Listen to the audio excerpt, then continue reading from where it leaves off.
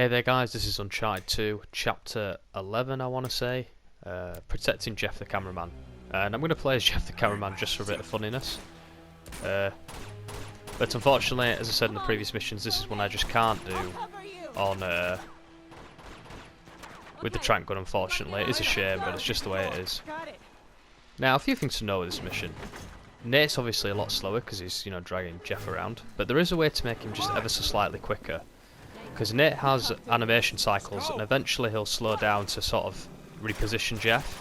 But what you can do is, essentially,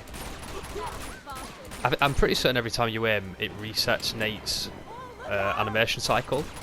So when you see him about to shuffle and move Jeff about, I'm going to die here, I think. Yeah. It's really annoying, this section. I don't think it's balanced properly for crushing. I was kind of surprised I didn't die on that first bit. But every time I aim, I think it resets our animation cycle and it stops Nate doing that stumbling animation that he likes to do. At least I'm fairly certain it does. I'm fairly certain that's something I learned on Brutal more than anything. And that is the most bullet spongy enemy in the game. But this bit was actually a bit of a pain on Brutal because it's RNG. There's nothing you can really do to make the section go smoother. Do I not have infinite ammo here? I don't. Oh well, we're in trouble now. But that's why I'll keep aiming every few seconds, because I say I do believe it has an impact. But I'm going as Jeff just because Jeff's the best Uncharted character I've rented. But yeah, I don't like this section at all on Crushing or Brutal because it's just not balanced properly. Like, whether you die is just really RNG a lot of the time. So, take out him. I mean, Elena should have died there. It's kind of funny that she doesn't. But like here, there's not much to determine whether I live and die other than pure luck. There we go. I've just got to hope that the enemies don't shoot me when I'm going.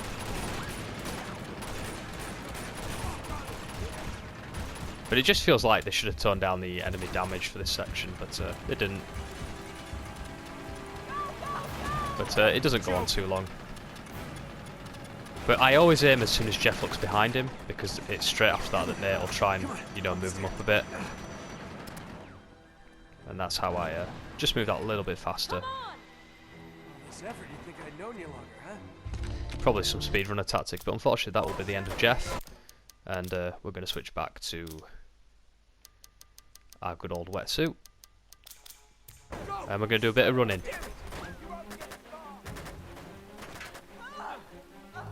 And we're getting very close now to that dreaded train, aren't we?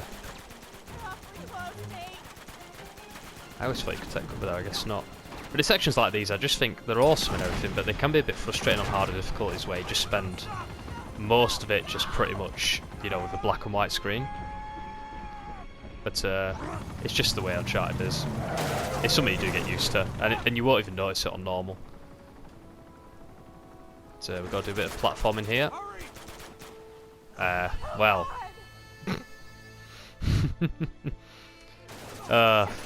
If I was wanting to do a more edited run of this, I could, but I think it's always good to leave those moments in, because it makes it feel a bit more human, I think, than it otherwise would.